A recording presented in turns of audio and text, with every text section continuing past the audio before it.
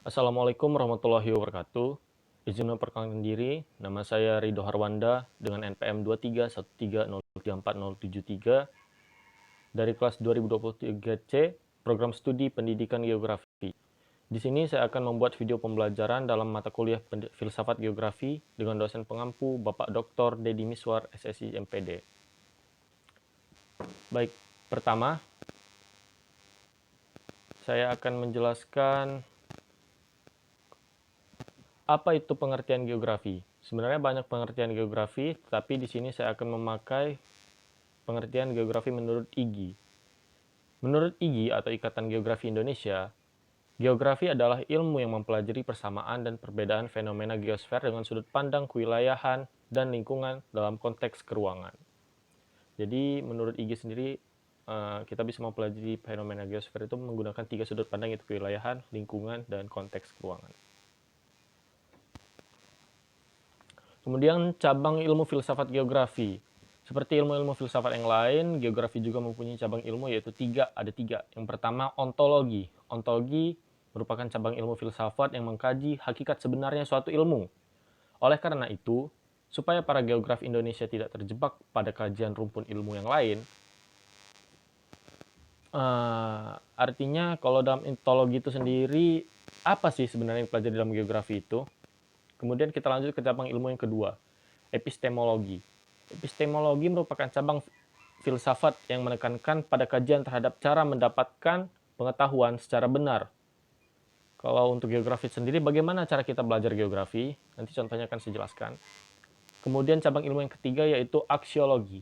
Aksiologi merupakan cabang ilmu yang mempelajari tentang nilai-nilai atau norma-norma terhadap suatu ilmu. Dalam hal ini atau dalam konteks geografi, kita belajar geografi itu untuk apa? Dan lanjut ke di sini ontologi geografi dalam mengkaji fenomena geosfer tidak boleh hanya menyentuh aspek fisik saja. Kajian geosfer harus dalam komprehensif atau menyeluruh, meliputi aspek fisik dan sosial. Jadinya dalam geografi sendiri kita mengkaji dua hal, yaitu aspek fisik dan aspek sosialnya. Di sini objek-objeknya ada objek materi, yaitu geosfer yang ada 5 ya. Litosfer, atmosfer, hidrosfer, biosfer, dan antroposfer. Kemudian objek formalnya yaitu sudut pandangnya, pendekatan lingkungan, kewilayahan, dan keruangan yang sudah saya jelaskan tadi. Kemudian epistemologi geografi. Saat ini para geograf meyakini bahwa seperti yang saya bilang tadi, epistemologi ini tentang bagaimana cara ilmu-ilmu geografi itu didapat, entah itu menggunakan metode induktif dan deduktif atau secara analisis kuantitatif serta kualitatif.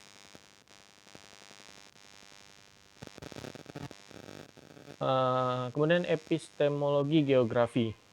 Contohnya dalam mengkaji gunung berapi, para geograf dapat menggunakan analisis kuantitatif memanfaatkan teknologi geospasial untuk memetakan area terdampak. Oh ya, ini contoh dari epistemologi tadi. Kemudian yang ketiga, aksiologi geografi. Setiap lapisan yang dipelajari dalam geografi itu geosfer, atmosfer, hidrosfer, biosfer, litosfer maupun antroposfer selalu mengandung hakikat atau nilai manfaatnya, entah itu berguna dalam subjektivisme, kegunaannya bagi manusia, ataupun objektivisme, yaitu kegunaan hal tersebut secara objektif, serta nilai etika dan estetikanya. Nah, di sini dia. Ini contoh dari aksiologi geografi. Di sini contohnya seorang geografi ingin menjadikan wilayah tertentu untuk dijadikan sebuah daerah permukiman. Maka terlebih dahulu dikaji tentang jenis tanah, morfologi, aksesibilitas, kondisi air, tanah, dan kondisi sosial pada suatu wilayah tertentu. Nah, ketika kita ingin membangun rumah misalnya, kan kita harus melihat seperti aspek-aspek yang sudah saya jelaskan tadi, di mana jenis tanahnya, apakah tanahnya mudah longsor, ataupun bagaimana kondisi airnya, apakah kondisi airnya dapat dikonsumsi atau tidak, aksesibilitasnya bagaimana, keadaan morfologinya bagaimana, apakah dia tanahnya rata atau tidak, dan lain-lain. Kemudian contoh yang kedua itu ketika melihat letak geografis Indonesia yang dilalui oleh jalur Mediterranean, seberapa tinggi tingkat kerawanan bencana alam, letusan gunung api di Indonesia dan lain. Oh iya, Di sini contoh dari aksiologi geografi itu tentang kegunaannya itu ketika kita Indonesia ini kan daerah yang rawan dengan bencana. Nah, di sini nih kita itu para geograf Indonesia itu menentukan kayak bagaimana tingkat kerawanan bencana alam misalnya letusan gunung berapi yang ada di Indonesia, karena secara secara geografis kan Indonesia terletak di jalur sirkumpasifik, sirkumediterranean maksudnya. Kemudian contoh yang ketiga, jika tidak beretika dalam menggunakan wilayah, maka bisa saja terjadi bencana alam seperti banjir, tanah, longsor, dan lain-lain. Ya, itu kita sudah tahu lah ya. Kesimpulan dari materi tadi adalah, pada hakikatnya, belajar geografi lebih menekankan pada cara unik untuk mempelajari bumi dengan berbagai ilmu bantu dalam perspektif geografi atau geografi I. Sudut pandang geografi yang meliputi keruangan, kelingkungan, dan kompleks wilayah. Hal ini yang menjadikan ilmu geografi tidak dimiliki kekuatan ilmu geografi yang tidak dimiliki oleh ilmu lain. Maksudnya ilmu geografi ini bagaimana cara pandang kita, kan geografi sendiri, sosiologi sendiri memiliki sudut pandang tersendiri, sejarah memiliki sudut pandang tersendiri. Nah, geografi juga memiliki sudut pandang tersendiri, yaitu menggunakan 3 pendekatan, yaitu keruangan, kelingkungan, dan wilayah. Kemudian kita lanjut ke materi kedua. Oh ya, tadi aturan materi pertama. Di sini materi kedua yaitu kondisi Indonesia. Indonesia adalah negara dengan kondisi geografis yang unik, namun beberapa masalah seperti sebaran penduduk yang tidak merata, lokasi sumber daya alam terpencar sehingga tidak merata, kendala pembangunan kawasan, kemiskinan, dan pengangguran yang perlu untuk ditangani. Shit.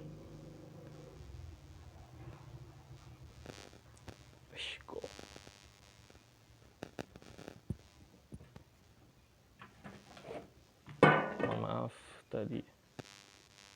Nah, kita lanjut. Oke. Kondisi Indonesia sendiri yaitu jumlah penduduk Indonesia yang ada sebanyak kurang lebih 237 juta jiwa saat ini. Kemudian daerah yang rawan bencana, luasnya sekitar 7.700.000 km persegi. Letak geografisnya yaitu titik pertemuan lempeng tektonik besar, kemudian lempeng Indo-Australia, lempeng Eurasia, dan lempeng Pasifik. Kemudian memiliki multi ekosistem dan multiculture, di mana interaksi berbagai ekosistem dan budaya yang berbeda dalam suatu wilayah dan lingkungan tertentu.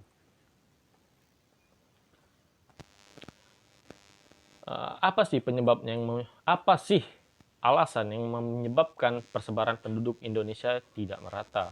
Yang pertama itu banyak orang yang tinggal di desa yang kerumun, di mana satu daerah itu memiliki penduduk yang lebih banyak dibanding daerah lain, sehingga terjadi penumpukan masyarakat. Kemudian yang kedua itu sebagian besar orang tinggal di kota-kota besar seperti Jakarta, Bandung, atau Surabaya. Nah, seperti yang saya jelaskan tadi, di mana ada orang itu berkumpul di satu titik yang menyebabkan ketidakmerataan. Kemudian yang ketiga itu pulau-pulau industri. Banyak jumlah pekerja harus berpindah-pindah di tempat kerja di pulau-pulau industri. Ya betul, sama juga kayak tadi, di mana ada pulau industri, contohnya Pulau Jawa. Misalnya ketika masyarakat ingin mendapatkan pekerjaan yang layak, mereka pasti mencari tempat yang banyak pekerjaannya. Contohnya yaitu pulau-pulau industri seperti Pulau Jawa. Sehingga masyarakat yang tinggal di daerah Pulau Jawa, di luar Pulau Jawa, pindah ke Pulau Jawa untuk mendapatkan pekerjaan. Lokasi sumber daya alam terpencar yang tidak merata. Penyebabnya yang pertama, karena pertanian. Banyak daerah subur yang jaraknya jauh satu sama lain dan ini mempersulit pertaniannya. Betul. Misalnya di daerah sini itu tidak subur, daerah lain-lain itu lebih subur, sehingga kan nggak merata jadinya. Yang kedua itu perkebunan. Tanaman seperti sawit dan kopi jauh tersebar di seluruh Indonesia. Iya betul. Sawit dan kopi itu biasanya nggak ada di tengah-tengah, biasanya di daerah-daerah ujung sana. Ya gitulah. Kemudian yang ketiga, penambangan. Kegiatan penambangan berada di wilayah terpencil dan sulit dijangkau. Itu betul. Contohnya salah satu di Papua sana, di daerah Papua sana, di mana pertambangan emas kan. berada di Papua yang notabene-nya daerah tersebut merupakan daerah yang terpencil dan sulit untuk dijangkau karena berada di ujung Indonesia. Kemudian pembangunan kawasan. Perencanaan pembangunan kawasan menjadi penting untuk mendukung pertumbuhan ekonomi. Oke, kedua, pelaksanaan. Pembangunan kejangkauan masyarakat yang sulit dijangkau untuk memerlukan waktu dan sumber daya yang besar. Ya, betul. Salah satunya kesulitan untuk akses sendiri menyebabkan sulit untuk melaksanakan pembangunan yang merata. Kemudian yang ketiga, monitoring atau pemantauan, evaluasi, dan pengawasan selama proses pembangunan yang sangat diperlukan. Ya, betul. Monitoring itu sangat penting untuk membangun kawasan-kawasan yang masih tertinggal. Kemudian penyebab yang lainnya adalah kemiskinan dan pengangguran. Ya, kemiskinan dan pengangguran ini masalah yang sangat berkaitan erat dengan adanya ketimpangan yang tinggi di mana hal pendapatan pekerjaan.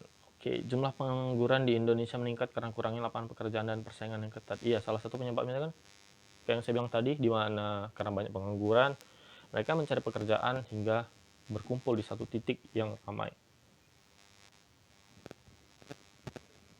Nah, upaya pemecahan masalah-masalah tadi, yang pertama itu pemerataan ekonomi, yang pemerintah mendukung pengembangan ekonomi di daerah-daerah pedesaan dan terpencil, yaitu betul. Kedua, peningkatan kualitas SDM atau sumber daya manusia, di mana memperbaiki kualitas pendidikan, keterampilan, memberikan pelatihan misalnya, dan kemudian termasuk memberikan pelatihan kerja untuk melakukan tenaga yang profesional. Iya, kalau lupa saya namanya apa. Oke, kita lanjut ke yang ketiga. Peningkatan investasi. Pemerintah harus terus mendorong kemajuan investasi agar dapat meningkatkan kinerja ekonomi Indonesia. Betul, investasi itu harus didorong untuk lebih maju supaya dapat lebih baik. Kesimpulannya, kesimpulan dari materi tadi, meskipun Indonesia memiliki potensi besar, namun masalah seperti persebaran penduduk, lokasi sumber daya alam, pembangunan kawasan, kemiskinan, dan pengangguran menjadi penghambat bagi pertumbuhan ekonomi. Pemecahan masalah merupakan pekerjaan besar dan harus diperjuangkan. Betul, selain pemerintah kita juga harus berjuang untuk memecahkan masalah-masalah yang tadi. Peran geografi dalam mengatasi masalah di Indonesia. Oke, geografi memiliki peran penting dalam mengatasi berbagai masalah di Indonesia seperti mitigasi bencana, penanganan masalah kependudukan, perbaikan lingkungan, pemanfaatan sumber daya alam, dan penanganan kemiskinan. Mitigasi bencana atau apa sebutannya? Waktu kalian pengen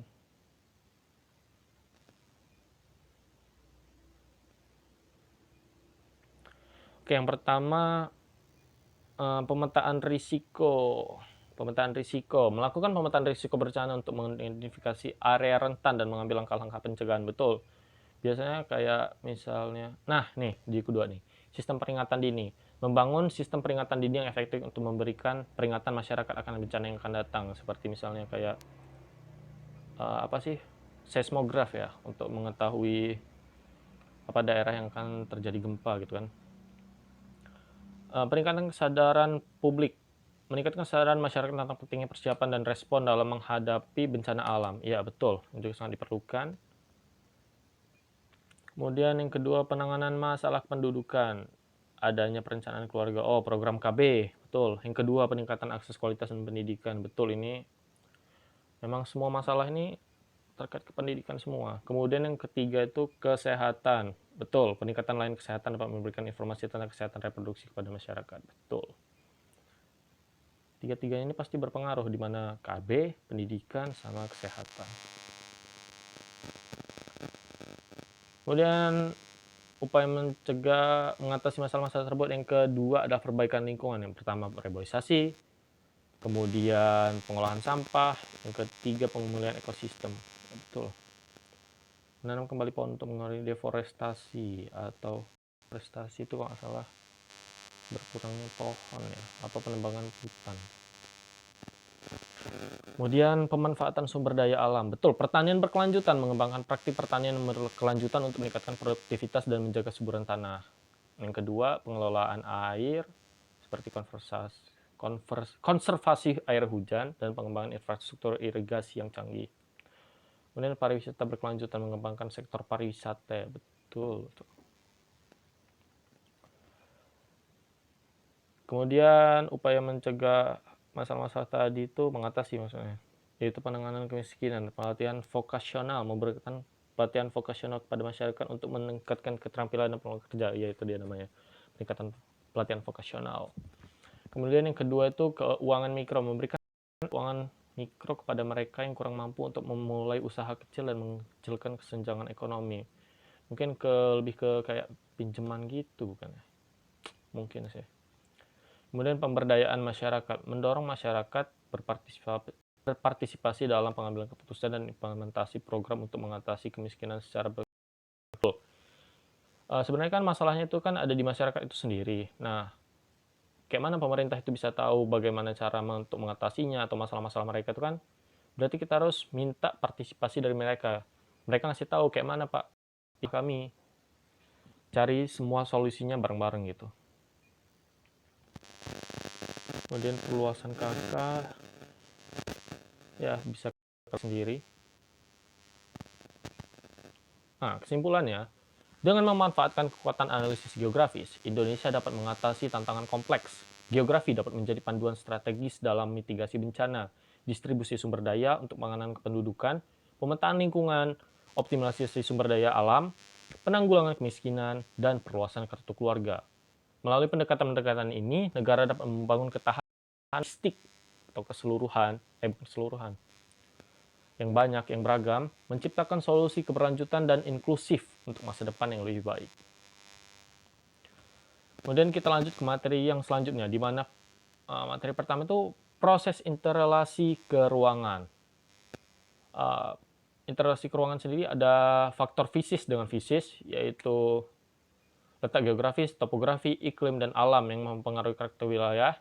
Yang kedua, faktor manusia dengan manusia, di mana faktor-faktornya itu ada budaya, keturunan, kebiasaan, dan aktivitas manusia yang berkontribusi pada pembentukan karakteristik wilayah.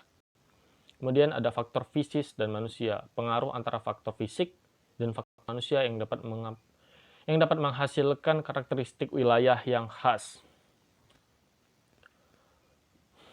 Karakteristik wilayah, keunikan fisik. Yang pertama itu perbedaan dalam aspek geografis, di mana termasuk jenis tanah, bentang alam, dan sumber daya alam. Ya, betul.